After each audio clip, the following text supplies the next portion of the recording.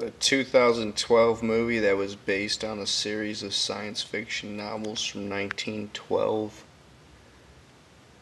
Let's just get to the point. Disney has been developing the movie. Actually, a bunch of different producers always showed interest in this. This is described as the novel was kind of ahead of its time in terms of science fiction type of writing, and it inspired a lot of other science fiction literature throughout the 20th century. And it never got a film adaptation because everyone took that idea and obviously did their own versions of it. And and then Disney started developing it as early as the 80s, from what I understand. And then technology was finally advanced enough that they finally got around to do it around the 100-year mark.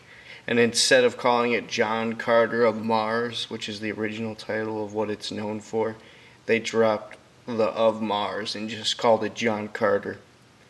And this was infamous throughout 2012 that it was just marketed horribly because of that. And it ended up being a huge bomb for a movie that cost $250 million to make. I think it officially made $280 million. So it still did make a profit. It's kind of like Green Lantern. They spent like $200 million on that and made like $218 million, I think it was.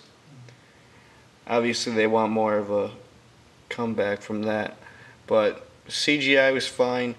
But I'm just here to say the rumors are true. It pretty much was a bust. It pretty much was a fail. It was lame as hell.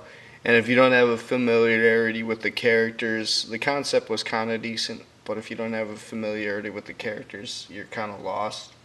You have to like do your research on it, and if you want to see it and have interest while you're watching it.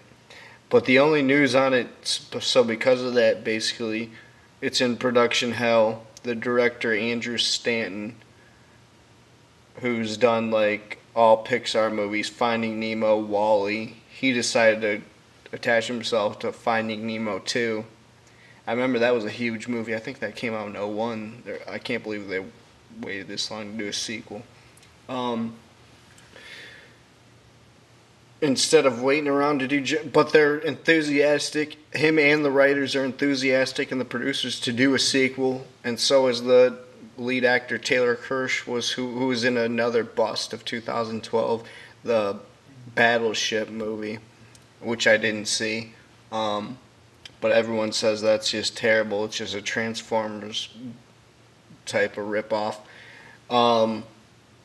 They're all enthusiastic to do it. So right now it's just in Disney's hands and in development hell, and we don't know if there will be one. There's got to be a fan base, obviously, but like it's missed a few generations, you got to imagine, because there never was a movie in the past before. And the comics and the novels are from over 100 years ago, so a lot of generation gaps, so that had to do with the failing of it. That's just sad that it took 100 years to make and then it ended up being a bust. But anyway, this is JBM. I'll update the news as it comes along for this movie, so subscribe or come back to this to look for updates in the description. I'm out.